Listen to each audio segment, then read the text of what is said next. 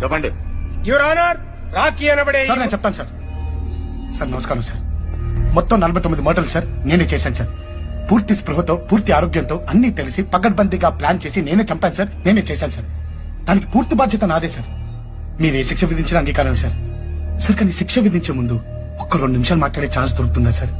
2 నిమిషాలు sir, please sir. Thank you sir.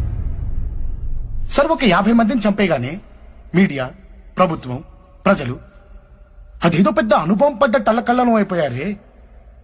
మన జన్మలకు కారణమై మన రక్తాలు పంచుకొని మన జీవితంలో సగభాగాలైన ఆడవాళ్ల మీద ఎన్ని ఎన్ని ఎన్ని ఎన్ని ఎన్ని ఎన్ని దారుణాలు సార్ నీచాతి నీచంగా క్రూరాతి క్రూరంగా జరుగుతున్నాయి.